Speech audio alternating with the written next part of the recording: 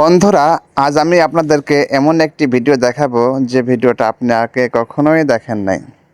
এই যে এখানে চারিদিকে বরফের স্তর, যেটা আমরা বলি বরফ, ওদের দেশে তুষারপাত বলে, তুষার। তো শীতের দিনে এরকম বরফ জমে যায়, আর এই বরফের নিচে মাছ থাকে। আসলে আশ্চর্যজনক, আমি কখনো দেখি নাই যে একটা গর্ত করছে এখানে, এর ভিতরে মাছ আসে।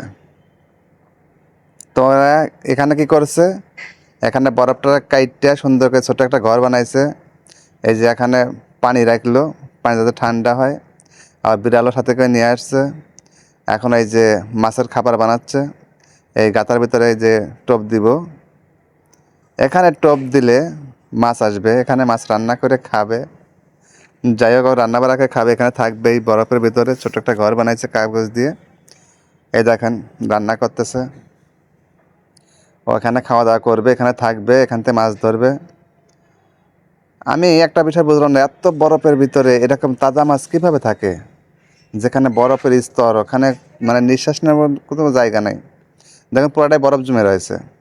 তাহলে এই বরফের ভিতরে মাছ থাকে কেমনে? আমার তো মানে বুঝে আসে না। এই দেখেন, অবিশ্বাস্য হলেও এটাই সত্য যে এই বরফের নিচে এরকম মাছ, এই যে এখানে টোপ দিল, এখন দেখেন মাছ ধরে আনবে, তাজা মাছ। মানে এখানে অবিশ্বাস করার কিছুই নাই। দেখুন, এই যেখান থেকে মাছ, তাজা মাছ ধরে নিয়ে আসতেছে, ওই যে মাছ দেখেন। এটা আসলে আমি ভাবতে অবাক লাগতেছে যে বরফ, এত বরফের নিচে এই মাছ, তাজা মাছ, এখানে কোনো ছিদ্র নাই, কোনো ফাঁসা নাই, তাহলে ওরা নিঃশ্বাস নেয় কেমনে? মাছের তো নিঃশ্বাস নিতে হয়।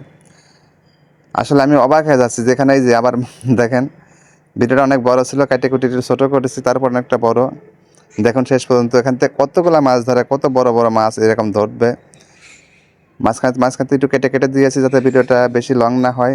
তো তারপর আপনারা অনেক ধৈর্য সহকারে একটু দেখুন যে আমি আসলে বিশ্বাস করতে পারতেছি না যে এখান থেকে এই পানির ভিতরে মাছ আসলো কীভাবে, এবং সে তাজা মাছ এই বরফের নিচে ধরতেছে বড়শি দিয়ে। আমি এই বিষয়টা অনেক অবাক হয়ে গেছি। তো যাই হোক, যদি এই ভিডিও ভালো লাগে অবশ্যই লাইক কমেন্ট করবেন, শেয়ার করবেন, কারণ আপনাদের একটা শেয়ারে আমি পরবর্তী ভিডিও বানাতে উৎসাহ পাই।